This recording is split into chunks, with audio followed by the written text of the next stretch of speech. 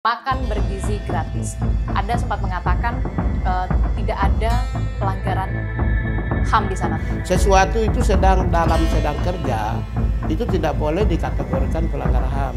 Kita tahu Del Pedro, salah satu aktivis saat ini masih ditahan di Polda Metro Jaya, dan bahwa mereka yang tidak melakukan pidana serius harus dilepaskan. Anda juga ikut hadir salah satunya pada saat yang di New York ya. Di samping Presiden Republik Indonesia cuma ada Menteri HAM yang berdiri membangun citra, menggaungkan Indonesia di panggung dunia. Kita lihat di dunia internasional begitu aktif dan segala macam. Tapi untuk di dalam negeri soal 98. Secara politik sudah selesai, selanjutnya adalah pekerjaan rutin pemulihan.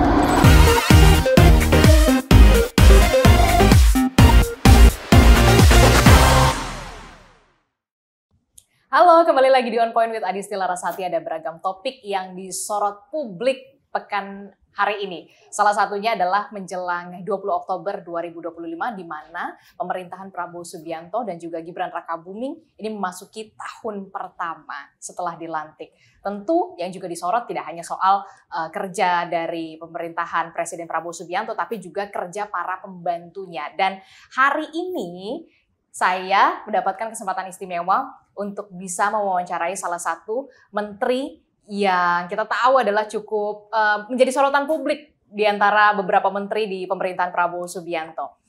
Karena salah satunya juga adalah nama Menteri Hak Asasi Manusia Bapak Natalius Pigai. Ya. Apa kabar Pak Natalius? Baik, sehat. Sehat, baik ya? Iya. Nah, Pak Natalius, ini kan ya, kalau kita lihat ya, saya diberikan kesempatan juga di ruang kerja Bapak saat ini, begitu ya. Udah setahun dalam loh. Suasana utang ya, ini ruang di ada pohon-pohon. Saya ingin tahu dulu nih, stres nggak sih di posisi Menteri Hak Asasi Manusia setahun belakangan ini? Satu, saya berasal dari wilayah korban HAM. Oke, betul. Saya sudah aktivis HAM itu sejak SD. Kemudian mahasiswa saya aktivis HAM. Setelah itu kerja di beberapa NGO, LSM seperti Yayasan Sejati, kemudian Cindelaras dan lain sebagainya. Banyak saya lembaga-lembaga lain. Kemudian aktivis mahasiswa. Setelah itu juga kerja di pemerintahan, di Kementerian Tenaga Kerja. Juga menghadapi buruh setiap hari demo, komisioner Komnas HAM. Saya nangani kasus kan belasan ribu. Setelah itu saya jadi oposisi, aktivis, sekarang Menteri HAM. Jadi gak ada stres ya sama sekali selama setahun ini? Enggak, lebih stres di luar waktu itu? Mana ada aktivis HAM dan Komnas HAM stres menghadapi kasus. Justru kalau saya anggap itu hal yang biasa, itu pekerjaan saya seperti jurnalis. Ketika ada masalah adalah bagian dari kehidupan saya. Oke. Nah, karena itulah tidak semua orang di dunia ini bisa menjadi Menteri HAM. Karena itulah Menteri HAM di dunia itu 3-4 aja. Dari seluruh Menteri HAM di dunia 3-4 ini sampai hari ini. Itu menteri yang berasal dari murni aktivis HAM itu adalah Menteri HAM Republik Indonesia. Baru satu-satunya. Baru Anda? Dalam sejarah dunia. Oke. Soal menangani hak asasi manusia itu intangible. Hal yang tidak terlihat. Iya, betul. Orang yang tidak tahu HAM itu apa sih, sesuatu yang susah. Tapi kalau orang yang bergerak di dunia HAM udah tahu. Nah, ini kan kalau kita lihat ya, ini sudah 1 tahun dan Anda, nama Natalius Pigai, Pak Menteri ini adalah salah satu nama yang juga masuk list pertama dipilih oleh Presiden Prabowo Subianto untuk membantu untuk menciptakan asta citanya Pak Presiden, begitu ya. Selama setahun ini, capaian apa yang kemudian bisa diberikan kepada Kementerian Hak Asasi Manusia kepada di pemerintahan Presiden Prabowo Subianto ini? Yang pertama, Presiden menempatkan hak asasi manusia dalam asta cita poin pertama. Setelah itu poin pertama ini memayungi asta cita nomor 2, nomor 3 sampai 8. Ya. Setelah itu juga dibuat dalam program-program kerja Presiden. Ya. Ketika itu dideliver juga di dalam rumusan kerja-kerja yang konkret seperti makan bergizi gratis, pendidikan, ya, sekolah raya, kemudian perumahan, termasuk penanganan kasus ya. Maka yang saya lakukan adalah pertama Kementerian HAM ini saya pertama baru. Ketika dilantik maka pegawainya hanya 2. Saya dengan wakil menteri. Setelah itu Kementerian HAM adalah kementerian pertama yang melantik eselon 1. Mulai dari dirjen, sekjen, eselon 2, eselon 3 sampai dengan staf. Di tahun 2024, awal Januari. Kementerian HAM juga adalah kementerian pertama yang membentuk struktur organisasi secara rapi, cepat. Kemudian Kementerian HAM pada saat efisiensi juga membentuk kantor wilayah di seluruh Indonesia. Di saat efisiensi? Ya, saat efisiensi. Mana ada tidak efisiensi pun orang membentuk satu kantor itu susah. Saya bentuk kantor wilayah seluruh Indonesia. Sekarang Kakanwil saya banyak, Sabang sampai Merauke. Ada satu kantor wilayah yang stafnya udah di atas 60, ada yang 80. Jadi kantor ini sekarang Mbak, saya juga memastikan ya kantor ini harus tetap kami harus punya tempat dan rumah yang tetap. Coba cek kementerian lain. Jangan-jangan sewa gedung, sewa ini hak milik Kementerian HAM. Sampai hari ini karyawan yang tadinya 2 sekarang sudah ribuan. Lebih dari 1.400 karyawan. Lebih dari 1.400 di tengah efisiensi tadi Anda. Di tengah efisiensi. Berarti itu minta tambahan 20 triliunnya Nggak di-approve atau enggak sih? Nggak ada. Kalau kamu kerja tidak usah nanya uang. Nah, jadi kalau kamu kerja tanpa pamrih untuk tulus pengabdian kepada bangsa dan negara, kamu bisa kerja sesuatu. Itu dari bagaimana membangun kantor ini menjadi kantor yang besar. Ya, saya punya kantor pusat, ada lebih dari hampir mencapai ribuan karyawan semua di Jakarta ini ya, mendekati ribuan karyawan di kantor ini. Terus saya punya kantor wilayah juga sudah banyak. Karena itulah saya membangun kantor saya ini menjadi kantor yang dianggap sudah lama. Tidak kalah dengan mereka yang lahir tahun umurnya udah 80-an. Itu dari situ satu. Yang pertama capacity building. Saya paling cepat, maka saya kasih tahu ya. Maka saya dapat predikat 1, patuh sesuai dengan aturan, berintegritas dalam kerja, dan transparan dalam pengelolaan oleh Ombudsman Republik Indonesia. Yang kedua, apa yang saya lakukan? Yang pertama, membangun organisasi, mengelola negara itu kan yang pertama harus memastikan instrumen HAM-nya harus jalan. Karena itulah semua regulasi-regulasi saya kumpulkan dan sekarang saya sudah menyelesaikan 90% undang-undang yang memayungi HAM nasional. Undang-undang HAM. Salah satu poin krusialnya? Ada 3 poin krusial. Yang pertama dalam revisi Undang-Undang HAM nasional ini, pergeseran aktor. Dulu hanya kumpul kepada aktor HAM, pelaku pelanggar HAM adalah negara. Saya geser lagi ke aktor pelaku pelanggar HAM pihak swasta dan individu. Kenapa begini? Pergeseran dari sisi instrumen HAM internasional itu sudah ada pelaku kejahatan itu fakta ya, belum ada pengadilan, tapi fakta bahwa pelaku kejahatan itu korporasi. Satu. Yang kedua, individu juga melakukan pelaku kejahatan. Tapi individu ini sudah diadili. Seperti Akayesu di Rwanda. Itu wari kota negara bagian Taba yang pernah diadili di pengadilan HAM. Berdasarkan jurisprudensi, seseorang yang pernah memimpin dalam suatu kejahatan bisa diadili. Maka berdasarkan jurisprudensi ini, individu sudah menjadi aktor. Kemudian yang kedua, aktor misalnya waktu tahun 1996 itu pembunuhan terhadap Ken Saro-Wiwa di Nigeria. Gara-gara dia menyampaikan protes terhadap Delta melalui puisi.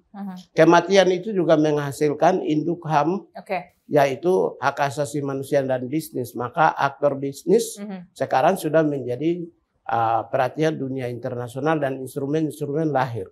Maka di sini saya menghasilkan instrumen HAM selain melakukan pergeseran aktor. Yang kedua, instrumen yang HAM yang substansi yang saya siapkan itu adalah dulu tidak pernah ada aturan tentang HAM dan korupsi. Saya sekarang di dalam undang-undang saya sedang masukkan HAM dan korupsi. Ya, yang kedua HAM dan lingkungan. Di seluruh dunia nggak ada. Saya maju duluan. Kenapa? Karena konvensi Rio 1991 dulu itu menghasilkan bahwa hidup alam ini, dunia ini adalah seperti denyut nadi manusia. Maka alam itu beririsan dengan hak asasi manusia. Maka berdasarkan itu di dalam undang-undang saya masukkan namanya hak asasi manusia dan lingkungan, yaitu right and environment. Yang berikut itu hak asasi manusia dan pemilu, election. Karena hak asasi pemilu itu menyangkut tentang right to vote, right to take a part of government, and free and fair election. Termasuk nanti kita akan menghasilkan juga perlindungan terhadap aktivis. Jadi hak imunitas. Aktivis ketika dia membela kepentingan rakyat, dia tidak bisa dipidana. Oke, saya menarik apa yang dikatakan oleh Pak Menteri, perlindungan terhadap aktivis. Kita tahu Del Pedro salah satu aktivis saat ini masih ditahan di Polda Metro Jaya dan kalau tidak salah hari Jumat 19 Oktober 2025 gugatan pra peradilannya digelar. Bagaimana kemudian Menteri Hak Asasi Manusia seorang Natalius Pigai hadir untuk memberikan perlindungan terhadap aktivis? Begini, itulah yang saya mau hasilkan di dalam revisi undang-undang. Kan sudah masuk prolegnas dari pemerintah, usulan pemerintah. Proleg ini gini ya, undang-undang di DPR itu dihasilkan berdasarkan usulan dua. Satu DPR dan satu pemerintah. Ini usulan pemerintah jadi murni dari saya. Nah, di dalam usulan pemerintah itu satu pasal saya masukkan untuk perlindungan terhadap pembela HAM. Karena saya sudah lihat di seluruh dunia pembela HAM itu adalah vulnerable groups.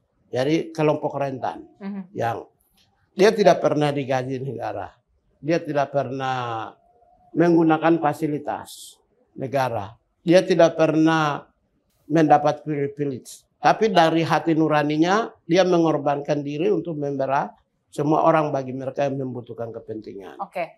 Keadilan. Oleh karena itulah para aktivis itu saya ingin memastikan mereka supaya ke depan dalam perjuangan dan pembelaan terhadap rakyat dan komunitas yang menderita mencari keadilan, dia tidak boleh dipidana.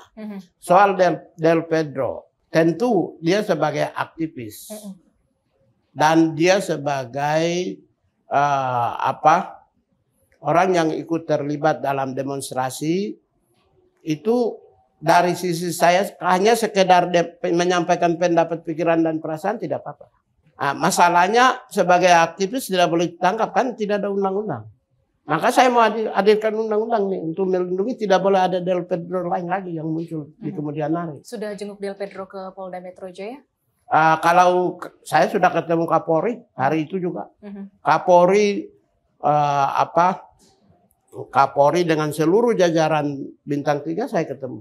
Kan saya duluan yang Apa ketemu. yang dipesankan seorang? Saya sampaikan bahwa kepada Kapolri bahwa harus dibagi dua. Satu mereka yang perusuh dan mereka yang berdemonstrasi. Betul. Demonstrasi kalau mereka tidak melakukan perlawanan terhadap hukum secara pasti, secara tidak langsung dibebaskan. Saya sudah sampaikan ke Pak Kapolri. Saya yang sampaikan ke Pak Kapolri. Tidak boleh orang yang tidak melakukan kerusuhan, tidak merusak, tidak datang merampok dan menjara dan melakukan pembunuhan dan kekerasan, tidak boleh ditahan.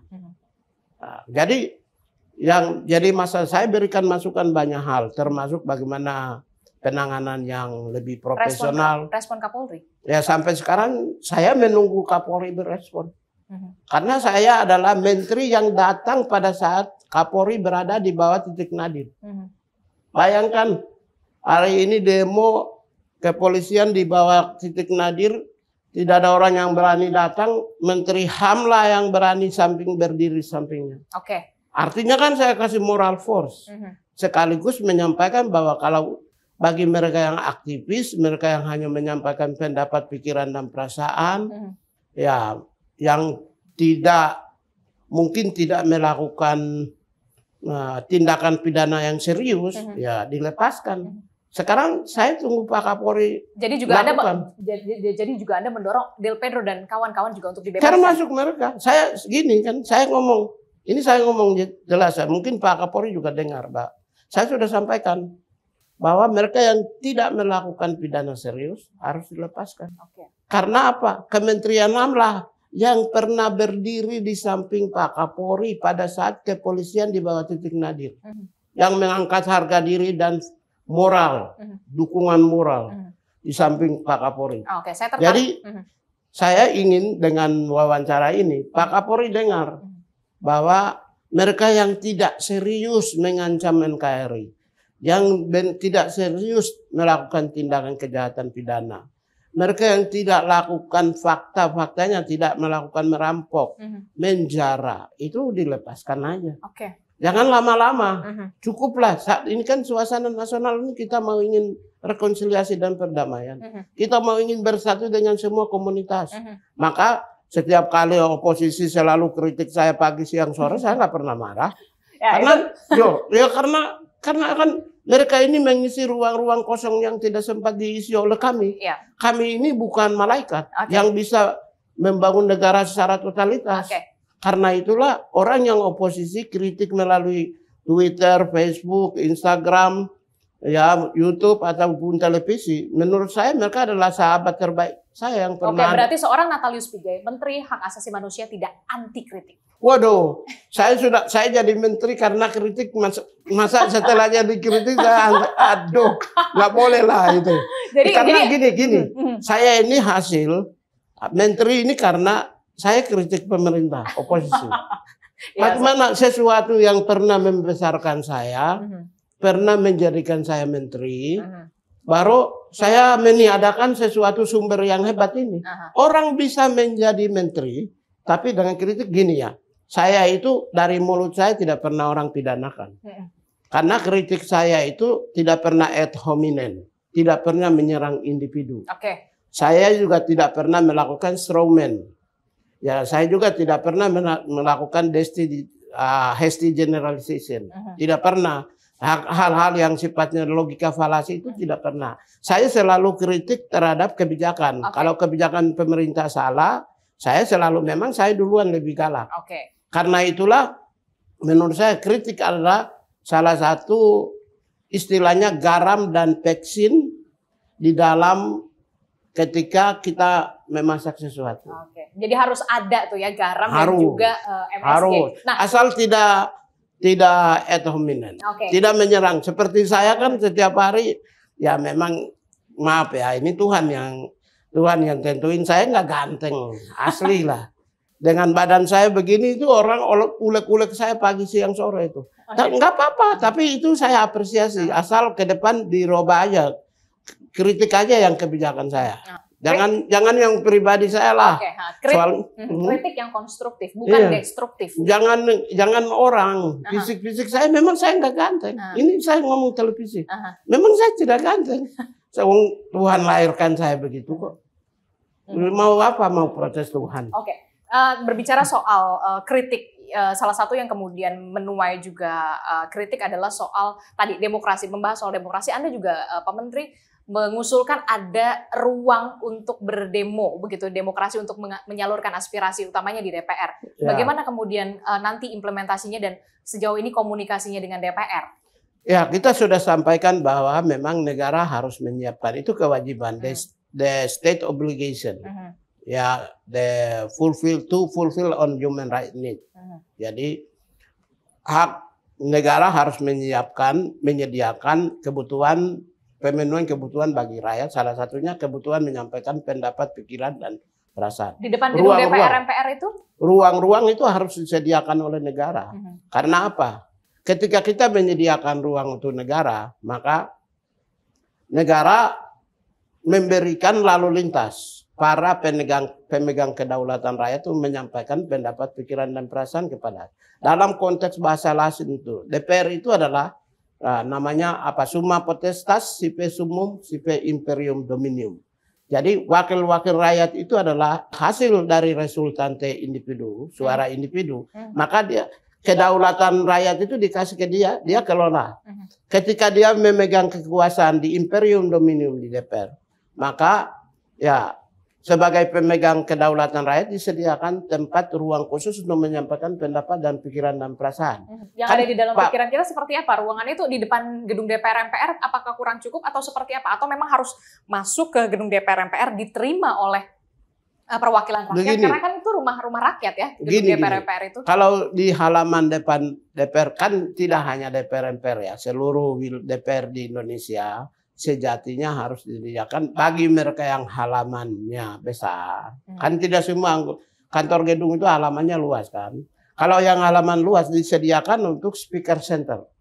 Karena di Eropa itu sudah berlangsung sekian, ada yang ratusan tahun. Di Inggris itu ada speaker corner. Speaker corner itu disiapkan tempat untuk orang berdemonstrasi. Di negara-negara, banyak negara di dunia ini yang telah menerapkan tempat untuk speaker corner. Jadi tempat untuk menyampaikan pendapat, pikiran, dan perasaan. Di situ pada saat mereka menyampaikan, itu pimpinan atau para anggota parlemen atau pemerintah keluar untuk mendengarkan dan mencatat. Gitu. Dengan demikian, ketika ada demonstrasi melakukan para demonstran melakukan demonstrasi, maka tidak mengganggu komunitas lain, yaitu pengguna jalan raya. Jalan raya itu yang punya pejalan kaki. Tempat demonstrasinya, demonstrannya harus disediakan ruang khusus supaya tidak mengganggu orang lain. Harus ada disediakan ruangan khusus untuk melakukan atau mengajukan aspirasi mereka. Jangan sampai mengganggu ketertiban arus lalu lintas. Itu yang saya bilang prinsipnya. Hak asasi manusia itu bicara tentang property right. Jadi kalau air itu milik lautan, gunung itu milik daratan, pasar itu milik pedagang. Jalan itu milik pejalan kaki. Ya, demonstran harus sediakan mereka punya tempat untuk menyampaikan pendapat, pikiran, dan perasaan. Nah, termasuk juga itu. DPR juga punya rakyat. Nah, DPR itu milik rakyat dan milik negara. Dan seharusnya pintu itu terbuka lebar untuk orang-orang yang kemudian ingin memberikan aspirasi mereka, menyalurkan aspirasi mereka. Itu dari soal demokrasi. Tapi yang kemudian menjadi sorotan juga adalah nama Pak Natalius Pigai bersama dengan 2 nama lain menteri juga menjadi sorotan. Salah satunya adalah Pak Purbaya, Pak Natalius Pigai, dan juga ada Pak Bahlil, gitu ya. Untuk Pak Natalius Pigai yang kemudian kemarin juga disorot publik dan menjadi spotlightnya agak terspotlight kepada Anda adalah soal MBG. Makan bergizi gratis. Anda sempat mengatakan tidak ada pelanggaran HAM di sana, tapi kemudian agak kontradiktif dengan pernyataan dari Ketua Komnas HAM bahwa memang pemenuhan hak pangan dan gizi itu merupakan kriteria pelanggaran HAM di sana. Jadi sebenarnya gimana? Dasarnya apa? Ya gini. Ketua Komnas HAM memiliki kewenangan untuk bisa menyampaikan pendapat, tapi tidak berarti dia paham tentang instrumen HAM. Instrumen HAM-nya gini ya. 1, makan bergizi gratis kan. Pelanggaran HAM itu terjadi by omission, pembiaran, dan by commission. Tindakannya. By omission dan by commission. Kemudian yang ketiga adalah ongoing process of achievement human right. Ya, ini 3 ya. 3 instrumen ini. Ketika sekarang kita ukur dari sisi by omission. Intention, keinginan dan niat untuk makan bergizi gratis adalah kebaikan. Karena itu di sini argumentasi mens rea terpatahkan karena tidak ada niat jahat. Kan mens rea itu kan niat jahat. Tidak ada niat jahat untuk membangun kebaikan bagi bangsa kok. Makan bergizi gratis. Free meal system itu di seluruh dunia sudah dilakukan. Hampir semua negara, negara-negara maju di dunia, negara-negara Skandinavia, Amerika, Inggris, semua itu ada free meal system. Ada yang sudah ratusan tahun, ada yang puluhan tahun. Tapi sampai sekarang ketemu kasus-kasus seperti ini ada. Seperti di Amerika, ada mac and cheese, peristiwa 2000 tahun ini, atau tahun yang lalu juga ada. Ditemukan makanan basi, kemudian juga apa salah kirim itu selalu ada. Kemudian di Indonesia saya kembali lagi bahwa kenapa tidak ada pelanggaran HAM? Karena niatnya, intensinya baik. Kemudian pemerintah menganggarkan anggaran yang banyak triliunan untuk kebaikan itu. Kemudian pemerintah membentuk organisasi untuk khusus untuk melakukan program itu MDG. kelancaran. Itu di Kemudian pemerintah menghasilkan SOP, ya. Pelanggaran HAM tidak terjadi ketika ada SOP. Seperti ketika negara menghadirkan sampai rambu-rambu lalu lintas, kewajiban pemerintah sudah lihat lunas, maka ketika kecelakaan lalu lintas maka pidana. Itu sama. Dalam sistem HAM internasional itu sama. Berhenti di rambu-rambu lalu lintas, berhenti di SOP. Maka negara, otoritas negara sudah menunaikan tugasnya. Maka selanjutnya adalah pidana. Tapi kemudian itu jadi kalau masuk kategori pidana, oke. Tapi kalau dibilang HAM, kriteria pun tidak masuk. Tapi kan negara, pemerintah pusat dalam hal ini adalah Badan Gizi Nasional itu punya fungsi pengawasan yang harus dilakukan secara ekstra ketat. Jangan sampai kemudian peristiwa semacam kemarin kita lihat itu lebih dari. Oleh karena itulah saya bilang kan yang tadi 3. By omission, by commission, dan ongoing process of human rights. Di seluruh dunia sepakati bahwa ketika sesuatu sedang bangun, Anda tidak boleh menilai itu sebagai pelaku pelanggaran HAM. Karena dalam evaluasi proses menuju pencapaian, belum sampai selesai. Ini baru tahun pertama kita bangun MBG ini. Jadi kalau Anda koreksi bisa, Anda koreksi bisa, koreksi, tapi tidak boleh Anda menyatakan itu pelanggar HAM. Jadi itu prinsip HAM yang tidak banyak orang tahu. Saya sebagai Menteri HAM sekaligus saya sosialisasi ya. Sesuatu itu sedang kerja, itu tidak boleh dikategorikan pelanggaran HAM. Tapi koreksi dan evaluasi. Yang saat ini dilakukan oleh Badan Gizi Nasional. Kategorinya koreksi dan evaluasi. Dan bagaimana kemudian Kementerian Hak Asasi Manusia bisa juga melakukan hands-on di Badan Gizi Nasional ini supaya kemudian evaluasi ini dilakukan secara ketat.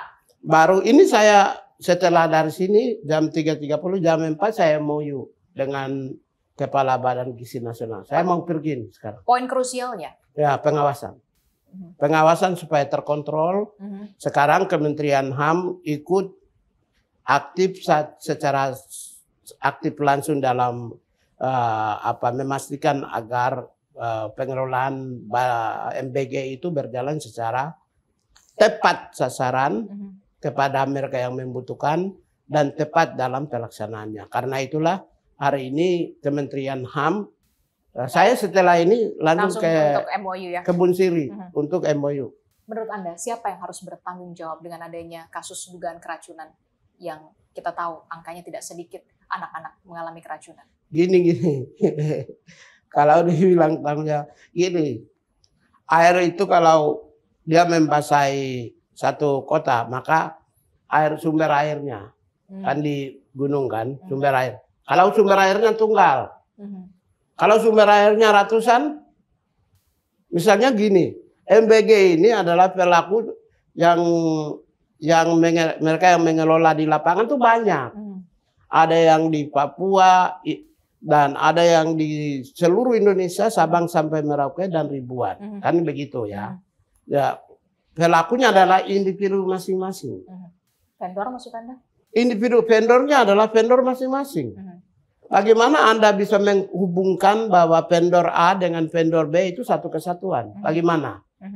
Sehingga kan evaluasi per spot aja. Jadi kalau misalnya MBG dilakukan sekolah A, kan vendornya di sekolah A itu ada orangnya. Ya di situ aja. Jangan bikin siapa yang bertanggung jawab. Itu terlalu tinggi. Ya kecuali kalau satu kesatuan vendor hanya tunggal. Kalau ribuan yang terjadi di Papua, tidak ada sama sekali hubungan sekalipun di Papua antara satu kecamatan dengan kecamatan itu dia kenapa penting satu sekolah dengan karena itulah evaluasinya masing-masing. Itu dia kenapa begitu penting pengawasan secara ekstra. Ya itu yang makanya karena saya punya kantor wilayah di seluruh Indonesia, saya punya ribuan staf, Maka selanjutnya kita akan melakukan pengawasan dalam rangka memastikan agar pemenuhan free meal system di Indonesia ini bisa berjalan sesuai dengan harapan Presiden Prabowo sesuai dengan Subianto. arahan Presiden Prabowo Subianto. Oleh karena itulah saya mau sampaikan Kementerian HAM mendapat ranking ketiga dari 43 kementerian lembaga di Indonesia yang ikut memastikan dan mendorong program-program prioritas Presiden oleh PCO, Kantor Komunikasi Pemerintah. PCO rilis resmi, Kementerian HAM adalah kementerian yang memastikan agar program-program pemerintah berjalan secara baik, yang ikut mendorong, membangun opini positif dan segalanya dari seluruh kementerian lembaga. Nomor 3 loh, kementerian baru lahir, nomor 3. Berarti terbaik dong. Kenapa kementerian kita dikritik terus ya? Kok itu namanya diperhatiin, Pak Menteri. Ya. Itu namanya dapat perhatian. Mantap ya. Iya kan, dapat perhatian. Terima kasih, I love you para kritikus. Gara-gara kalian kritik itulah saya nomor 3, Kementerian HAM Republik Indonesia nomor 3 dari sekian puluh kementerian lembaga. Pak Menteri, ini juga yang kemudian jadi sorotan publik adalah soal hak asasi manusia di internasional. Kita tahu Pak Presiden Prabowo Subianto kemarin juga sudah menghadiri penandatanganan KTT perdamaian Gaza. Nah, Anda juga ikut hadir salah satunya pada saat yang di New York ya, di New York pada beberapa waktu yang lalu begitu. Sekarang kenapa Anda ragukan Kementerian HAM?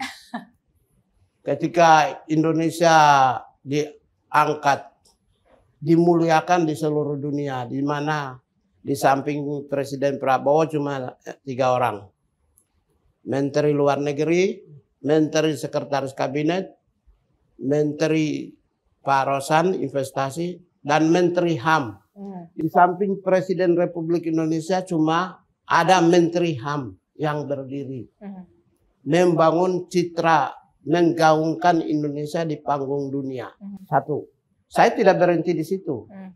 Setelah itu saat itu juga saya mengirimkan Wakil Menteri Hak Asasi Manusia ke Jenewa. Di dalam pertemuan internasional resmi ofisial di Dewan HAM PBB. Satu-satunya wakil menteri yang hadir di Jenewa. Nggak ada menteri atau wakil menteri yang datang. Indonesia lah yang hadir di Jenewa dan mengucapkan dukungan terhadap Palestina. Secara resmi. Di saat yang sama ada 2 sidang besar. Satu itu adalah sidang Majelis Umum PBB di Amerika. Pada saat yang sama adalah sidang Dewan HAM PBB di Jenewa. Ya, dua-dua saya lakukan. Jadi saya melanjutkan apa yang diucapkan oleh Presiden di Amerika itu di Jenewa. Itulah yang membuat Indonesia kami ini adalah kementerian yang hampir setiap bulan itu menghadiri berbagai pertemuan-pertemuan internasional dan mendorong membawa kepentingan Indonesia di dalam berbagai fora-fora internasional. Termasuk soal perdamaian Gaza. Bagaimana kemudian? Kan ini perdamaian Gaza kan saya sudah bilang, Dewan HAM PBB mau di panggung mana lagi? Dewan HAM PBB itu dewan paling tertinggi dalam perdamaian Gaza. Menteri HAM, Kementerian HAM menyampaikan secara tegas terkait dengan perdamaian Gaza. Sekarang Presiden sudah di Mesir bicara tentang perdamaian di Gaza. Kita 100. Kementerian HAM adalah kementerian yang berada di bukan garis tengah, garis depan dalam soal menciptakan perdamaian di jalur Gaza. Karena itu kalau dibilang Kementerian HAM hanya kami kerja di dunia internasional. Sudah pasti karena kami punya jalur-jalur yang resmi. Termasuk juga juga di dalam negeri. Termasuk juga untuk mengirimkan putra-putri terbaik bangsa Indonesia untuk pasukan perdamaian. Yang ini saya sudah siapkan instrumen dan kerjasama MOU dengan tentara, TNI dan Polri. Salah satunya adalah nanti akan didampingi oleh pegawai-pegawai staf saya Kementerian HAM. Jadi ketika Garuda Indonesia kirim ke misalnya di Kongo, harus ada 3 atau 2 orang yang dikirim. Saya juga sedang siapkan rancangan yang sama terkait dengan nanti pemerintah Indonesia mengirimkan ibadah haji. Nanti ada Kementerian HAM mendampingi. Gitu. Jadi pendampingan namanya saya siapkan program pendampingan. pendampingan ketika pasukan Indonesia dikirim untuk menciptakan perdamaian, maka pendampingan penting untuk mengontrol dari sisi aspek hak asasi manusia. Oke, kalau kita lihat di dunia internasional begitu aktif dan segala macam, tapi untuk di dalam negeri soal 98 tentu banyak harapan yang sudah waktu itu Mahfud MD sudah menyampaikan membentuk tim, selanjutnya adalah pemulihan. Sudah jalankan pemulihan. Kita sudah jalankan pemulihan terhadap semua. Tidak boleh nanya lebih dari itu. Kalau Anda nanya lebih dari itu hak Anda. Tapi bahwa pertanyaan itu sudah diselesaikan oleh Pak Jokowi dengan membentuk tim KPP HAM. Setelah itu Pak Jokowi sendiri menyampaikan kepada publik secara politik sudah selesai. Selanjutnya adalah pekerjaan rutin pemulihan, yaitu dengan menggerakkan kementerian lembaga, ada pembangunan rumah, ada kesehatan, ada ibadah haji. Saya juga Kementerian HAM juga akan menerima pegawai negeri, PNS, nanti mereka yang pernah jadi keluarga korban akan juga diterima sebagai pegawai negeri sipil. Ada sebagian, tidak semua, tapi kan alokasi juga sedikit. Jadi sekarang kan di tingkat politik udah selesai. Semua kita di Indonesia sudah memilih jalan rekonsiliasi dan perdamaian. Karena dalam sistem peradilan di Indonesia itu sudah mentok di Komnas HAM. Sudah mentok. Anda tidak bisa pilih jalan lain. Karena itu pemerintah berbaik hati ya mencari jalan keluar. Karena mentok, kalau proses pidana itu kan ada sistem peradilan. Ada sistem peradilan, ada aturan mainnya. Aturan main di Komnas HAM dengan Kejaksaan itu terkunci. Dari zaman hampir sekitar 15 tahun yang lalu, bolak-balik. Nggak bisa, saya orang Komnas HAM. Tanpa inilah jalan terbaik yang diambil oleh negara. Terbaik, top. Karena saya orang Komnas HAM. Zaman saya kurang galak apa? Lebih parah dari yang sekarang. Saya lebih terkenal waktu Komnas HAM dan sekarang saya terkenal karena Komnas HAM. Saya tahu sistem di Komnas HAM itu tidak bisa. Terkunci. Sudah deadlock. Nggak bisa. Di Kejaksaan juga nggak bisa. Karena itu kalau siapapun di Republik ini, sehebat siapapun yang meminta melalui jalur di Komnas HAM, nggak akan pernah bisa. Karena itulah waktu zaman mungkin nggak tahu ya, zaman Pak Jokowi itu cerdas juga ya, pintar juga ya. Maksudnya dia bisa cari jalan keluar. Restoratif justice itu kan luar biasa sehingga menjadi minimal tuh pemulihan-pemulihannya dilakukan oleh negara. Sudah hampir 1 tahun begitu ya, tinggal menghitung hari lagi. Apa target ke depan yang ingin dicapai oleh Kementerian HAM? 3, kalau menurut Anda 3 poin utama. Yang pertama itu adalah menyiapkan instrumen HAM. Ya, karena sudah mengalami perkembangan dan perubahan zaman, pergeseran aktor dan substansi, maka undang-undang yang memayungi hak asasi manusia Indonesia saya harus hadirkan. Dan itu sudah masuk di prolegnas. Yang kedua adalah di seluruh dunia aturan tentang bisnis dan HAM itu menjadi perhatian. Maka soal bisnis dan HAM itu saya akan lakukan mandatori, kewajiban, wajib lapornya bagi para pengusaha untuk melaporkan kepada Kementerian HAM terkait kemajuan-kemajuan yang dicapai dalam konteks right base. Ya, jadi itu dalam rangka itulah saya menyiapkan berbagai instrumen, termasuk hak asasi manusia dan pembangunan. Juga saya siapkan instrumen HAM-nya, mulai dari program sampai dengan pencapaian akhir pekerjaannya harus dijiwai, disemangati oleh aspek hak asasi manusia. Yang pertama adalah aspek instrumental. Yang kedua adalah membangun mental dan peradaban bangsa yang berbasis pada nilai-nilai hak asasi manusia. Saya sekarang itu senang karena sudah mulai dari rakyat kecil sampai Pak Jokowi ketika laporkan jasa palsu. Itu dia pakai bahasa HAM. Melanggar HAM saya dong. Kan itu kan berarti rakyat kecil di dusun sampai seorang mantan presiden bicara tentang HAM. Maka saya harus, karena selalu ketika orang itu tidak mau HAM, tapi ketika orang terdesak dan teraniaya dia bilang saya punya HAM. Itu kan sesuatu yang sudah mulai maju. Kita bawa HAM minded. Mindset tentang HAM sudah bangun. Maka aspek yang kedua selain instrumen yang tadi, aspek regulasi dan peraturan dan instrumen. Yang kedua adalah aspek bagaimana membangun peradaban HAM di Indonesia. Yang ketiga adalah tujuan saya adalah ya itu gini. Saya agak berat, tapi kita harus memulai. Apa itu? Yang terkait dengan menghadirkan keadilan. Karena orang-orang yang menghadirkan ketidakadilan itu sumber-sumber ketidakadilan itu banyak. Mungkin di Indonesia itu jutaan sumber ketidakadilan. Orang bilang polisi tidak adil dalam proses penegakan hukum. Itu satu. Tentara tidak adil. Itu dua. Kemudian pegawai negeri sipil tidak adil. Itu tiga. Camat tidak adil. Itu empat. Bupati tidak adil. Itu lima.